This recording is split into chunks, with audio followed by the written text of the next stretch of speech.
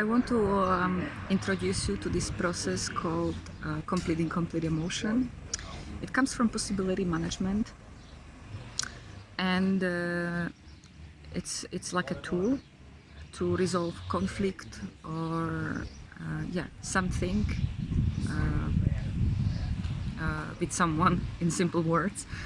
But it could be like something unresolved, that's what I mean, with someone or an object. It could be also pet. It comes down, it boils down to incomplete emotion basically.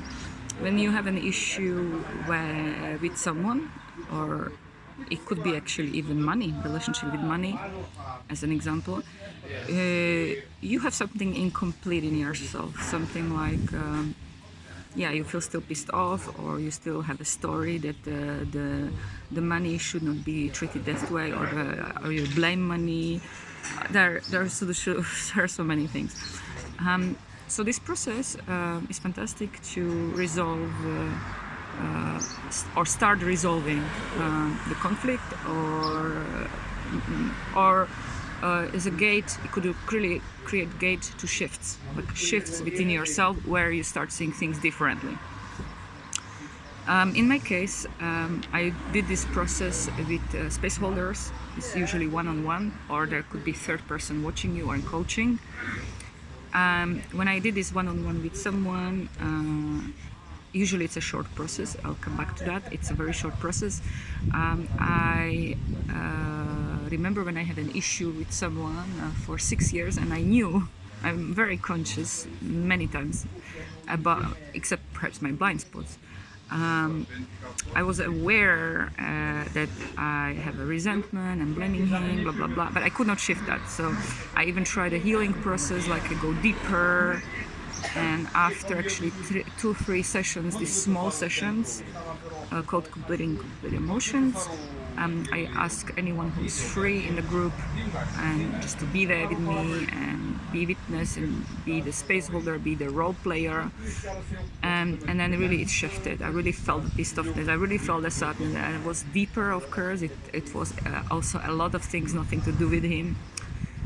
But there was also energy stuck in my body, my energy body, with this housemate I had an issue with, and it really left my body. Like I was something that I was holding on my energy body, and I really felt the shift. Like I'm really letting go. So really fantastic process. So yeah, it normally takes 15 minutes. It should not take longer than, even 20 minutes is too long. Then the advice is, if it starts taking too long, you are not doing it properly. That means you are not really feeling from your heart. You should be feeling just from the heart and say, connect to 4 feelings or 4 emotions. I feel angry because I feel sad, let the sadness speak. I feel afraid, and let the fear speak. Or I feel joy, and let the joy speak. Or celebration, let the joy speak. And then you can really center yourself and dare and be brave in this exercise, in this role play, in this practice to really let your heart speak. And of course, because we have many stories, things we think or things we notice, it could be just a noticing part of us, the centered observation part. You can also express, I notice that you always have this pattern and I'm pissed off. You can say, I have a story. Like there it could be a story, instead of saying you always do that, instead of the tricky you, which could get you trapped into victim.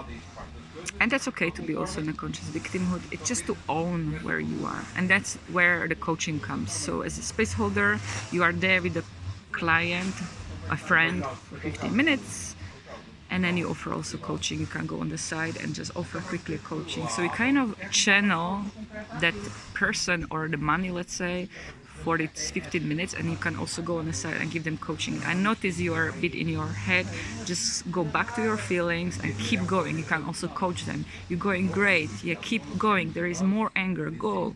So you can coach them. Like if you see that there is unexpressed sadness, if you can't go to the sadness, go there. Perhaps person is not ready to feel the sadness. And yeah, so the coaching goes like, keep going. Yeah, sadness is welcome, anger is welcome, always welcome.